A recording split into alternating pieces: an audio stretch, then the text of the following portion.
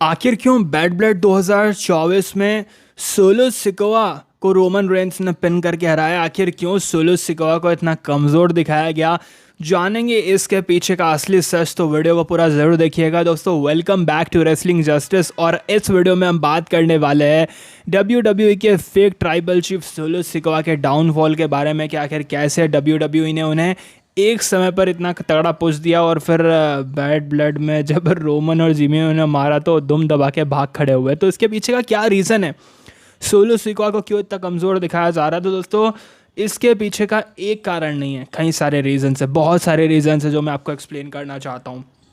सबसे पहला रीज़न तो ये है कि सोलो सिकोआ को जो पुश था दोस्तों, ये जो मिल रहा था वो टेम्प्रेरी पुश मिल रहा था। ये इसलिए था क्योंकि द रॉक WWE से बाहर थे, ब्रेक पर थे, वो अपना हॉलीवुड में काम में बिजी थे। इस वजह से अब ब्लड लाइन के किसी एक बंदे को तगड़ा पुश मिलना था और इस स्टोरी को कंटिन्यू करवाना था उस बंदे के थ्रू। तो वो बंदा सोलो सिकोआ था, इसलिए सोलो सिकोआ को इतना तगड़ा पुश किया गया।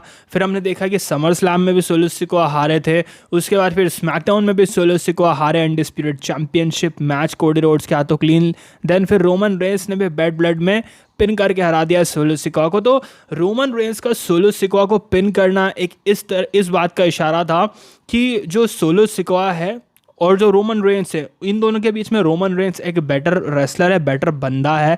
और जो सोलो सिकोआ है उसे थोड़ा सा डोमिनेंट तो दिखाया गया था बैड ब्लड में, जहाँ पर हमने देखा था कि एंड में सोलो सिकोआ रोमन रेंस को समोन स्पाइक देने वाला था। सोलो सिकोआ रोमन रेंस से कह रहा था कि रोमन, तूने मुझसे वादा किया था कि मैं नया ट्राइबल चीफ बनूंगा, लेकिन तू अपने वादे से मुकर गया और अब इसीलिए मुझे तेरे साथ ऐसा करना पड़ा, इसीलिए मुझे तेरी जगह लेनी पड़ी। तो ये सारी बातें सोलो सिकोआ रोमन रेंस को कह रहे थे। फिर जब वो समोन स्पाइक देते ट्राइबल चीफ को, उससे पहले ही जिमी ऊसो आ गया। जिमी के डिस्ट्रैक्शन के कारण रोमन ने स्पीयर मारा सोलो को और वो जीत गए मैच। तो सबसे पहला रीज़न तो यही है कि रोमन रेंस ने सोलो सिकोआ को इसलिए पिन किया है क्योंकि रोमन रेंस का अपनी ही ब्लड लाइन को हराना बहुत ज़्यादा ज़रूरी था, ये साबित करने के लिए कि वो OTC है, वो ओरिजिनल ट्राइबल चीफ है। दूसरी बात ये कि द रॉक अब आ चुका है, तो अब सोलो सिकोआ पर इतना फोकस नहीं किया जाएगा। अब मेन फोकस होगा जो नई ब्लड लाइन है उसमें द रॉक पर, क्योंकि द रॉक मिले हुए हैं सोलो सिकोआ से।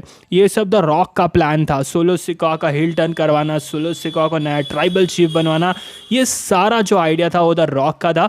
इस स्टोरी के बारे में हमें आगे पता चलेगा और इसके बारे में मैं आपको डिटेल में बताऊंगा कि कैसे the rock and solo Sikoa आपस में मिले हैं, लेकिन इसके बारे में हम नेक्स्ट वीडियो में बात करेंगे। तो यही एक मेन रीज़न था कि क्यों रोमन रेंस ने सोलो सिकोआ को पिन करके हराया। तो इसलिए ताकि रोमन रेंस को एक बेहतर रेसलर, एक बेहतर सुपरस्टार और द ओरिजिनल ट्राइबल चीफ के रूप में प्रूव किया जा सके at bad blood. Cody Rhodes ने ये बात रोमन रेंस से पहले ही कही थी कि अगर रोमन रेंस तो अपनी ही ब्लड लाइन को हराने में नाकामयाब रहा बैड ब्लड में, तो फिर तुझे OTC कहलाने का कोई हक नहीं होगा, तुझे ट्राइबल चीफ कहलाने का कोई हक नहीं होगा।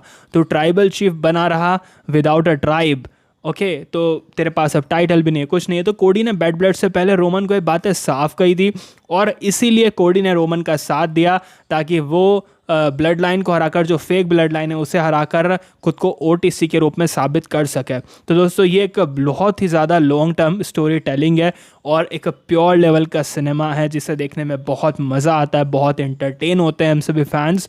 तो दोस्तों इस पर आपका क्या ओपिनियन है, कमेंट करके ज़रूर बताना। और इसी तरह के interesting WWE news, update and rumours के वीडियोस के लिए हमारे यूट्यूब चैनल रेसलिंग जस्टिस को सब्सक्राइब करें। मैं मिलूंगा आपसे नेक्स्ट वीडियो में।